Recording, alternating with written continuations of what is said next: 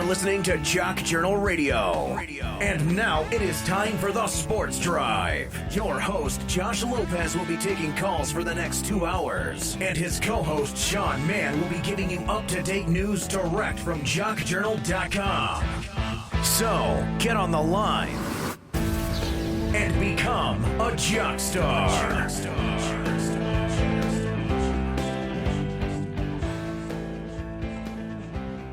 All right, it is Thursday morning here on Jock Journal Radio, and you are cruising down the Sports Drive. Hello, everybody, alongside Sean Mann. I'm Frank Sprankle, and boy, oh boy, we got a great show for you today. BUC's RAMS, a meaningless Thursday night game. Two teams out of playoff contention. Ethiopia, do you want Thursday night football? We'll be willing to give it to you. Hey, you know what? There is one intriguing storyline about this game tonight here. I mean, let's understand. BUC's RAMS, okay, maybe on paper it looks pretty boring. But this could possibly be the last game we ever see in St. Louis, NFL-wise. Question, is that going to be the case? We'll find out later. Hey, plenty of baseball also to talk about. Todd Frazier making my jaw drop yesterday, literally going to the Chicago White Sox in a 3-team trade. My jaw's dropping just thinking about it.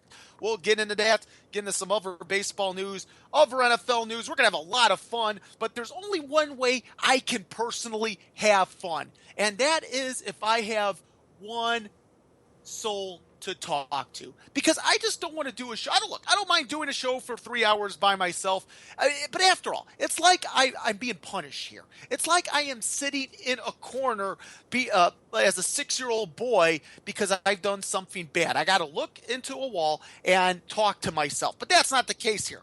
I have Sean Mann doing that. And Sean, hey buddy, how you doing? By the way, Sean, I got to say this. You know what's odd about this morning? The last few weeks we've been talking about your bowling escapades. No bowling last night. My goodness, this show may be somewhat boring here. No bowling. Anyway, how you doing, buddy? I'm doing good, Frank. Welcome, ladies and gentlemen, to the Sports Drive on Thursday, December 17th, 2015. It is 10:02 a.m. on the East Coast, which makes it 7:02 a.m. on the West. Weather right now is about, probably 31 degrees. It's cloudy and cold. We're expected to possibly get some snow today. And how's the weather out there in Indiana? Oh, Indiana. Good. It's Josh Lopez. And by the way, Josh Lopez not with us. He is being interviewed by a particular organization. And by the way, no, it's not the CIA or the federal government. No, he's not going before Congress and having to take any constitutional oath. Oh my goodness, the weather? Sean, the last couple of weeks, every morning I have woken up, I have gotten ready for the show, I'm doing the show now. It looks like I am living by a factory in the old communist Soviet Union. It is cloudy, it is damp, it is cold. Like I said, it feels like I live in the old communist Soviet Union. There's no relief here in sight. But then again, hey, like Christmas is 11 days away. Okay, Sean, I got a question. How's your Christmas shopping or lack of?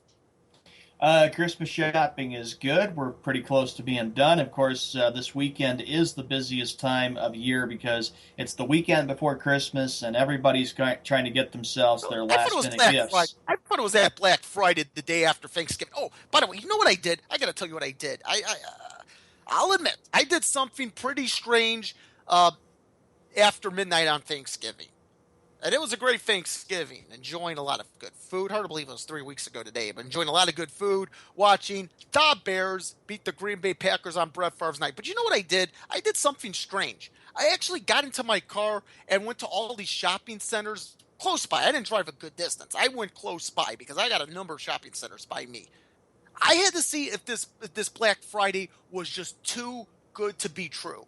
And sure enough, it was. I mean, past midnight, I went to various stores. I went into Sears. I went into Dick's Sporting Goods. I love Dick's. I went even into Toys R Us. And I don't have any kids. And you know what? It looked like your typical Saturday afternoon in May. People were shopping past 12 midnight. Can't believe I saw that. I thought these Black Fridays were just to get people into the stores. And you know what? They were darn right. It did get people into the stores. Dude, Sean, I don't know if you've ever done that. You've never gone Black Friday shopping, have you? A long time ago. Last time I did Black Friday was Uh-oh. 9 years ago. That was back in November of 2006, and I was glad to not do it again because of how Why? rough. Why'd you do it in the first place? Yeah, I why? don't. I'm not sure, but I'm like really really happy that those days are kind of over with because in the late 90s, growing up in Montana, I knew exactly what it was like to do Black Friday after Thanksgiving when I was down seeing family in Montana and how nuts it would be the day after and how everybody was kind of looking at what kind of shopping ideas are for good sales and good stuff that they can buy and stuff. I am ready for Christmas to be over with, of course, because, again, a week from today is Christmas Eve, and then a week from tomorrow is Christmas Day, and packages will all be unwrapped, and everybody will be wondering what they got for Christmas. Oh, come on. Everybody, isn't that the little kids? Look, Christmas, if you're a little child, Christmas, that's what it's all about. It's about not being able to sleep. You know what? By the way, Nash Carey, thank you. He's running the boards behind the glass this morning. Got to give Nash Carey his props and due. You know, I was actually telling Nash this on Monday when I was filling in for Matt on the evening show. There are 2 days, literally, in which a little kid has trouble sleeping. Oh, jeez. Oh, jeez. Oh, do you know where? All right, let me ask you. Do you know where I'm coming at with this? I've always said, we got a lot of sports to get into, even though we're doing the intro. Yeah, we got time. Got a few hours to go. But I've always said, what is the day that I've always said is still the hardest for me to sleep? Christmas Eve. Christmas Eve, to me, is kind of the hardest day, not just for children to sleep, but I think everybody else to sleep, because then you're figuring out what you got for Christmas. You realize you're ready for the night to go by so you can get up in the morning, open up your gifts, and then maybe then everybody starts getting tired because it's still Christmas Day. I'm tired. You know what? So you think adults have a hard time sleeping on Christmas Eve as well, correct? I think it can be. I think Why? adults because then they realize that they got to put the gifts underneath the tree when the children are asleep. That's one. And then two, they're tired and then they got to get up early because the kids are already up, excited, wondering what they got for Christmas. Dude, hold on. Aren't you forgetting about number 3? Or maybe above all else, number 1, numero uno. Why these parents can't sleep, or why adults in general. I don't care if you're married, if you have kids, or if you're single. There is a reason, Sean, why I do believe certain adults have trouble sleeping on Christmas Eve. And you're probably not going to get it, but I'll tell you why. It has to do with that fat guy in that red suit with that beard coming down your chimney. These adults are in fear that Santa is going to be breaking and entering into their house, coming down, bringing his fat rear end down a chimney. That's why. Oh, my goodness. We may be robbed tonight. You know what? Santa. No, let me ask you. Don't you think Santa Claus is breaking and entering into people's houses, trying to bring his fat carcass down a chimney? That's breaking and entering. I didn't invite Santa into my house. All he wants to do is have the cookies and the milk, put the gifts underneath the tree, Oh goodness! bring the carrots out to the reindeer for Rudolph, Donner, Blitzen, and Dancer and Prancer and Bonner and Bix. Yeah. Yeah, I agree with Nash Carey. Santa charged with breaking and entering. But hold on. What do you mean cookies and milk? Not everybody believes in Santa Claus. I don't believe in Santa Claus. But if Santa Claus is real and he decides to come down my chimney, and by the way, I don't know how he's going to bring his oversized rear end down my chimney. Dude, as Nash says, and I can't agree with him more, he's B&E. He's breaking and entering. So you know what? I have the right to take full defense of my house and use weapons that I don't want to use. I don't want to use them. I don't want to harm anybody, but I have to protect my house. I have to protect my family. Yeah, what?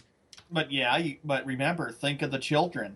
Think of the children. How about think of the children? How about think of the children's safety? You got this guy. I don't care what he looks like. I don't care what he's wearing. I don't care what his form of transportation was. Here's a guy that's breaking into my house. Right. Yeah, right. I'm thinking. I Oh. have children. I'm thinking of my children's safety. Oh yeah, I just realized something. I don't have a children nor a wife. I lived a good life, I guess. I don't know. Yes, you do. That's a good point. That's a good way to look at it. Yeah, think of children if you had them. They're gonna be scared because because somebody's breaking into their house. Mommy and daddy need to protect them. Indeed. Indeed. Okay. Oh, by the way, could Santa be charged for breaking into your home? You know what? That's scary. You're thinking along the lines that I have. That's just sent me an interesting story here. Yes, I saw the story. Yeah, did you see that? Yep. It's about North County, San Diego criminal attorney Peter M. List believes that Santa has certainly not violated any laws in California.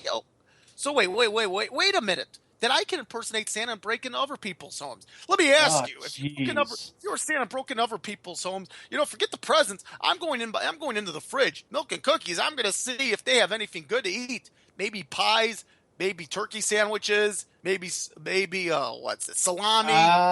You have to realize with Santa Claus, is that he knows very well that when he comes down the chimney, what he has to end up doing is he has to put the gifts underneath the tree, quickly have the milk and cookies, and then bring the carrots to his reindeer, and then look at the list of what kids want for presents, and then do that, and then quickly go up the chimney with his magic and get on his sled and then go to the next house. He has to make it quick. Santa is full of magic for the children. You know what? If Santa Claus is real, then there's no way he's going to break and enter into my house, because I have been one bad 34-year-old boy this year. I've been bad. I have said stuff that I shouldn't have. I have cut people off on the road. Not cut people off. People have cut me off, and I've honked with them, and I've said some 4-letter words that I shouldn't.